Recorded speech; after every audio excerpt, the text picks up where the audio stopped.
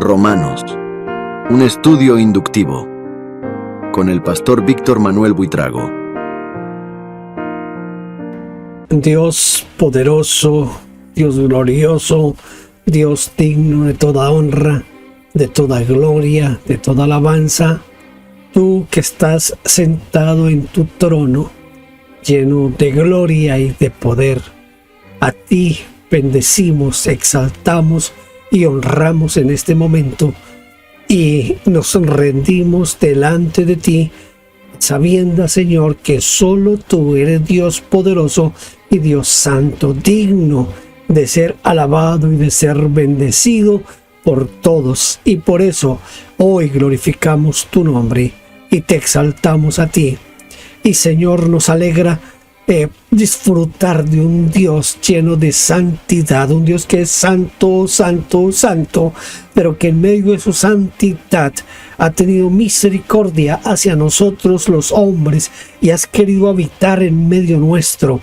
Nosotros que somos pecadores, nosotros que somos hombres inmundos de labios y que habitamos en un mundo que está lleno de maldad, pero aún así, en tu gracia, en tu amor, en tu misericordia, has decidido vivir con nosotros y en nosotros, y por eso te doy la gloria, la honra, la alabanza. Exalto tu nombre, Señor, y en este momento te suplico que nos guíes en el estudio de tu palabra y que sea tu Espíritu Santo quien nos enseña.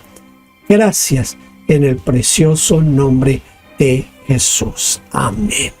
Amén. Bienvenidos a nuestra lección número 22 de Romanos Inductivo. Hoy vamos a estar en el capítulo 10 desde el versículo 16 y vamos a pasar al capítulo 11 hasta el versículo 15. Va a ser un estudio bien interesante. Y voy a empezar entonces leyendo lo que dice Romanos capítulo 10 del 16 al 21. Dice: mas no todos obedecieron al evangelio, pues Isaías dice: ¿quién ha creído a nuestro anuncio? Así que la fe es por el oír y el oír por la palabra de Dios. Pero digo, ¿no han oído? Antes bien, por toda la tierra ha salido la voz de ellos, y hasta los fines de la tierra sus palabras. Y también digo, ¿no ha conocido esto Israel? Primeramente Moisés dice: yo os provocaré a celos con un pueblo que no es pueblo, con un pueblo insensato os provocaré a ira. E Isaías dice resueltamente: fui hallado de los que no me buscaban, me manifesté a los que no preguntaban por mí. Pero acerca de Israel dice: todo el día extendí mis manos a un pueblo rebelde y contradictor.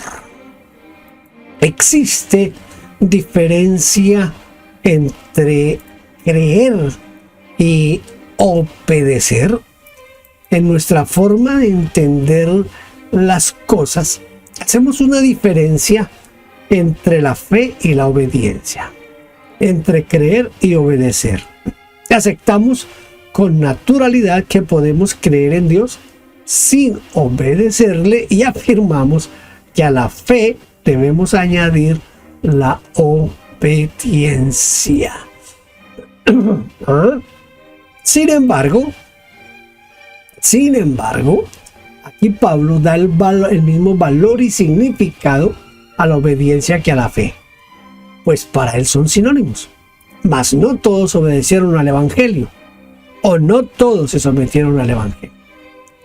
Que, en otras palabras, significa que creer en Jesucristo es aceptar el mensaje del evangelio que él ha predicado. De aquí viene el concepto de la autoridad de la Biblia, porque estamos frente a la autoridad de Jesucristo. Y luego él hace esta pregunta: Señor, ¿quién ha creído a nuestro anuncio? Si fuera solo una concepción filosófica, no habría problemas. Si el evangelio se reduce a creer simplemente a aceptar mentalmente una verdad, no habría ningún conflicto. Pero cuando el mensaje se convierte en autoridad que demanda un cambio radical de vida y exige obediencia, la incredulidad sale a la luz. Porque en el Evangelio de Jesucristo, creer es obedecer, y el que obedece, cree. El que obedece, cree.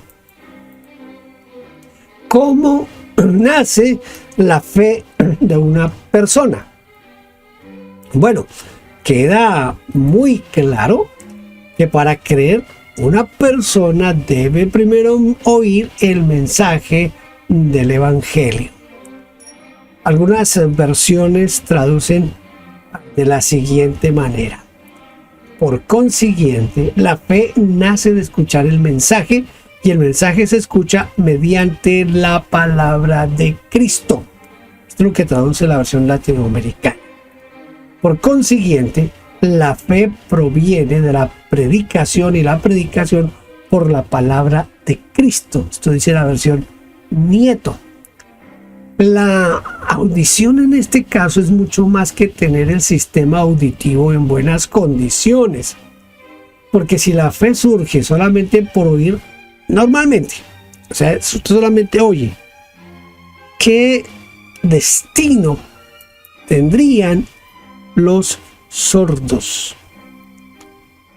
¿Les está entonces vedada la salvación a los sordos?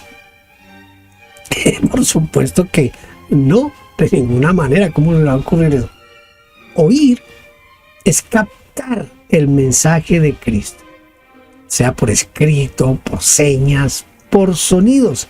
En este caso, oír es recibir y obedecer. En realidad, este oír es el sometimiento que yo hago a la palabra de Dios. Voy a ponerle un ejemplo. Y voy a poner un ejemplo que seguramente no sé si se viva en todas las partes donde ven estos estudios, pero en Colombia, una mamá le dice a su hijo, por ejemplo, lave los trastos. Nosotros decimos lave la loza. Y el muchacho, el hijo, se queda ahí quieto como que no. Entonces la mamá le pregunta: ¿me oyó o no me oyó? ¿Me escuchó o no me escuchó? Entonces, aquí es donde viene la gran diferencia. El muchacho sí escuchó. Él escuchó a la mamá decirle: lave los trastos, lave la loza. Él lo escuchó. ¿Qué es lo que pasa? Que no lo hizo, que no obedeció. Por eso la mamá le pregunta: bueno, ¿me oyó o no me oyó? Eso es lo que pasa con esto del oír la palabra de Dios. No se refiere a esa sensación auditiva que llega a nuestros oídos. Porque como decía hace un momento, todos los sordos no podrían ser salvos. Así que ese oír no se refiere a eso. Se refiere a obedecer la palabra de Dios. Usted puede oír la palabra leyendo la escritura. Usted puede oír la palabra, si usted es sordo, pues pensamos en los sordomudos, por ese lenguaje de señas que ellos utilizan. Entonces, pues de esa manera están oyendo. Pero oyen si obedecen, si se someten. Si no se someten, pues la verdad no han escuchado la palabra del Señor. ¿Por qué la nación de Israel no creyó a Dios? La incredulidad de Israel no fue por falta de información ni por falta de conocimiento. Y para afirmar esto, el apóstol cita textos del Antiguo Testamento. Primero, el Salmo 19, que comienza así: los cielos cuentan la gloria de Dios y el firmamento anuncia las obras de sus manos. Un día emite palabra a otro día, y una noche a otra noche declara sabiduría. No hay lenguaje, ni palabras, ni es oída su voz. Por toda la tierra salió su voz, hasta el extremo del mundo sus palabras. Y luego vuelve a preguntar: ¿No ha conocido esto Israel? Para luego referirse al cántico de Moisés en Deuteronomio capítulo 32, versículo 21. Ellos me movieron a celos con lo que no es Dios. Me provocaron a ira con sus ídolos. Yo también los moveré a celos con un pueblo que no es pueblo. Los provocaré a ira con una nación insensata. De esta manera, Pablo explica por qué no todos obedecieron al evangelio. Porque ¿no oyeron? Evidentemente no oyeron. ¿No entendieron? Tampoco. No creyeron porque se pusieron del lado opuesto. Del lado opuesto. Pero acerca de Israel dice: todo el día extendí mis manos a un pueblo rebelde y contradictor. Lo dice Isaías 65, 1 y 2. Otra versión dice: un pueblo desobediente y obstinado. El término contradictor que se emplea aquí también se puede traducir que objeta, que se opone, que contradice, que refuta. El texto de Isaías es aún más amplio. A pueblo rebelde, el cual anda por camino no bueno en pos de sus pensamientos. Vamos a leer ahora Romanos capítulo 11, versículos 1 al 6. Digo pues, ¿ha desechado Dios a su pueblo? En ninguna manera. Porque también yo soy israelita de la descendencia de Abraham, de la tribu de Benjamín. No ha desechado Dios a su pueblo, al cual desde antes conoció. ¿O no sabéis que dice de Elías la escritura, cómo invoca a Dios contra Israel diciendo: Señor, a tus profetas han dado muerte y tus altares han derribado, y solo yo he quedado y procuran matarme? Pero, ¿qué dice la divina respuesta? Me he reservado 7,000 hombres que no han doblado la rodilla delante de Baal. Así también, aún en este tiempo ha quedado un remanente escogido por gracia. Y si por gracia, ya no es por obras. De otra manera, la gracia ya no sería gracia. Y si por obras, ya no es gracia. De otra manera, la obra ya no es obra. La obra ya no es obra. Por enviar la muerte a la muerte a Jesús y por perseguir a la iglesia, dejó Israel de ser pueblo escogido de Dios. ¿Sabe que muchos llegan a pensar que sí, y que ahora la iglesia ocupó su lugar? Pero, escuche esto, aquí el apóstol Pablo fue claro. ¿Ha desechado Dios a su pueblo? En ninguna manera.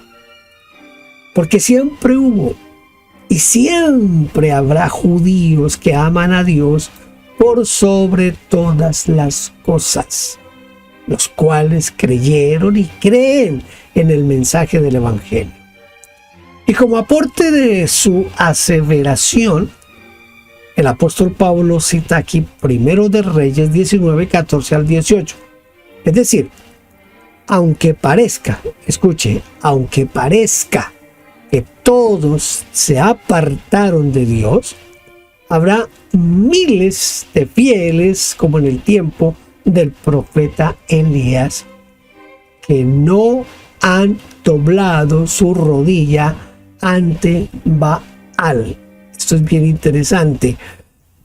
¿Por qué digo que es bien interesante? Porque hoy pareciera que estuviéramos viviendo esos tiempos complicados, especialmente en lo relacionado a lo que tiene que ver con la comunidad LGBTIQ+.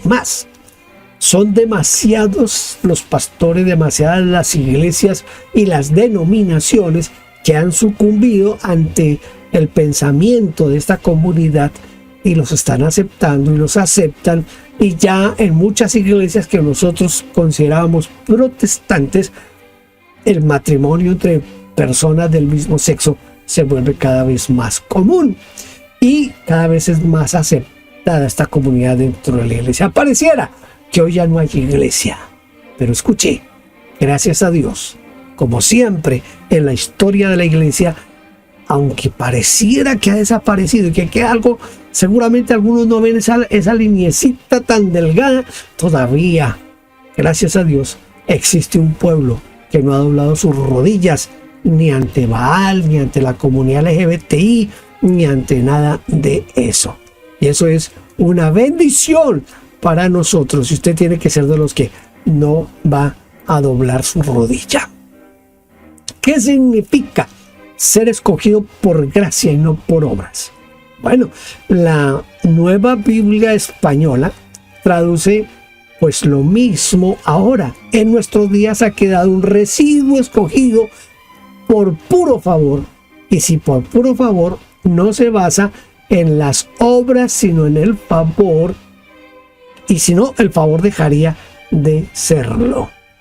Esto significa que la elección de Dios es diferente a nuestra manera de elegir a las personas. Nosotros elegimos a los jugadores más habilidosos para incorporarlos en nuestro equipo. Elegimos a los que tienen más méritos para un nombramiento o un cargo.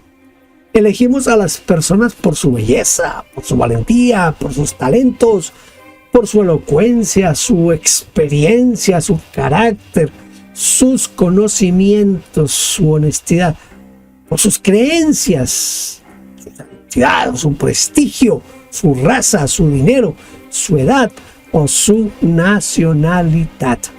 Pero Dios no tiene en cuenta ninguna de estas cosas, porque elige por pura gracia.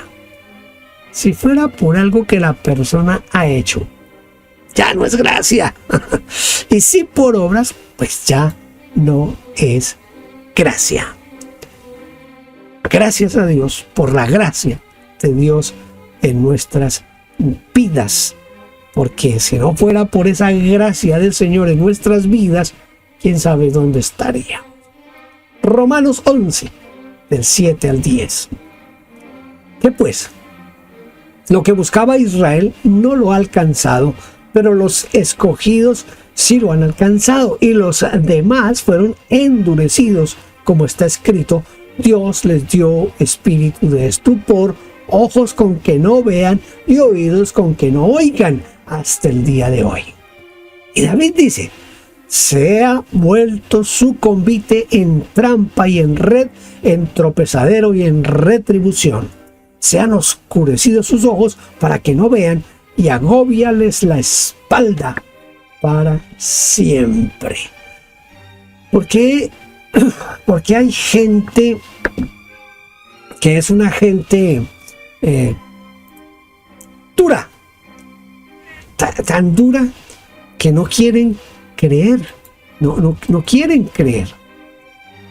Esto se presenta en todo el mundo, y tanto en los judíos como en los gentiles. Esto es algo de todas las naciones. La respuesta está en Dios. Él lo hizo.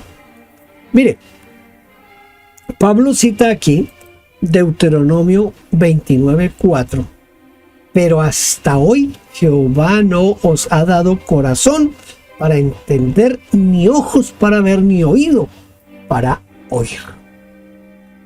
En Isaías capítulo 29, en el versículo 10, dice: porque Jehová derramó sobre vosotros espíritu de sueño y cerró los ojos de vuestros profetas. Cuando nos asombramos de la incredulidad de la gente a pesar de los milagros, de las señales, siguen sin ver, sin entender. Deberíamos volver a leer estos versículos.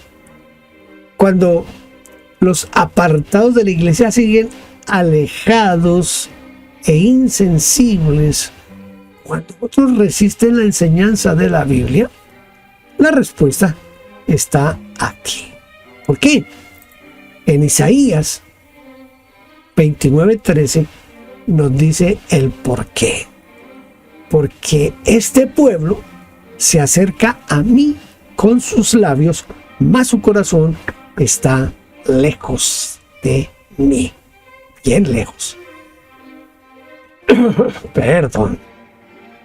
Bien lejos. Voy a leer ahora en Romanos 11, del 11 al 15.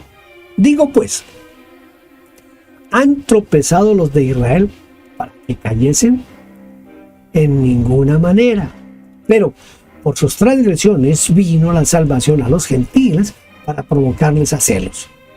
Y si su transgresión es la riqueza del mundo y su defección la riqueza de los gentiles, ¿cuánto más su plena restauración? Porque a vosotros hablo, gentiles, por cuanto yo soy apóstol de los gentiles, honro mi ministerio, por si en alguna manera pueda provocar a celos a los de mi sangre y hacer salvos a algunos de ellos. Porque si su exclusión es la reconciliación del mundo, ¿qué será su admisión sino vida de entre los muertos? ¿Ah? Vida de entre los muertos. Esto es lo que leemos en Romanos 11, del 11 al 15. Si los celos son malos y son obras de la carne, ¿por qué tanto empeño en provocar a celo a los judíos? Aquí vemos la gran bondad y misericordia de Dios. Bondad porque Dios no rechazó a Israel para siempre. Como dice la Biblia latinoamericana, entonces me pregunto, ¿cayeron para no volver a levantarse? De ninguna manera. Y misericordia, porque los celos pueden conducir a Israel nuevamente a los brazos de Dios. Ahora, ¿cómo es posible esto? Imaginemos a un matrimonio donde la esposa ha perdido todo interés, se ha vuelto totalmente indiferente y sin amor.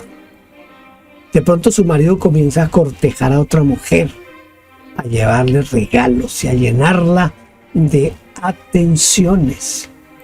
Los celos pueden hacer que cambie su actitud y el matrimonio se restablezca. Dios ha cortejado a los paganos para salvar a Israel, pero también se desentendió de Israel para salvar a los paganos y hacer de ambos un solo pueblo. Escuche, para hacer un solo pueblo. Pero por su transgresión vino la salvación a los gentiles para provocarles a celos. ¿Qué significa defección? Defección es abandono desleal de una causa o un partido. Es la acción de separarse con deslealtad de una causa. Y si su transgresión es la riqueza del mundo y su defección la riqueza de los gentiles, cuanto más su plena restauración. La palabra defección en griego es fracaso, derrota, caída, falta. De un fracaso brotó la vida para todo el mundo. Y Pablo concluye su deducción diciendo: porque si su exclusión es la reconciliación del mundo, ¿qué será su admisión sino vida entre los muertos? Tremendo todo esto. Vamos a tratar de memorizar nuestro texto de esta clase. Romanos 10, 17. Así que este es un texto que vamos a memorizar, pero escuche cómo lo vamos a hacer. Vamos a hacerlo combinando dos versiones, la Reina Valera y la Nueva Versión Internacional. Así que la fe es por el oír y el oír por la palabra de Dios. Por consiguiente, la fe nace de escuchar el mensaje y el mensaje se escucha mediante la palabra de Cristo. ¿Ya? ¿Captó cómo es aquí la idea? Unimos dos versiones en un solo texto bíblico. Reina Valera revisada y la Nueva Versión Internacional. A ver, hagámoslo otra vez. Así que la fe es por el oír y el oír por la palabra de Dios. Por consiguiente, la fe nace de escuchar el mensaje y el mensaje se escucha mediante la palabra de Cristo. Ahí tienen. No está fácil. Es un texto que es muy conocido y solamente aquí el asunto es que puse dos versiones para que lo aprendiéramos. Así que la fe es por el oír y por oír la palabra de Dios. Por consiguiente, la fe nace de escuchar el mensaje y el mensaje se escucha mediante la palabra de Cristo. Pero recuerde que cuando se habla aquí de escuchar el mensaje no es solamente la parte auditiva, esa parte física de auditar algo, de escuchar algo, sino que aquí se refiere a obedecer la palabra de Dios, a someternos a la palabra de Dios. Muy bien, hemos llegado al final de nuestra lección número 22 de Romanos Inductivo. Preguntas, yo sé que quedan muchas preguntas. Usted ya sabe, si usted tiene preguntas, inquietudes, escríbame victorbuitrago@gmail.com. Es fácil, victorbuitrago@gmail.com. Bueno, gracias por haber estado aquí conmigo en esta lección. Espero que nos veamos en la próxima lección. Dios le bendiga. Gracias por vernos. Favor inscribirse en nuestro canal. Denos un like, toque la campanita y déjenos su huella con un comentario. Bendiciones.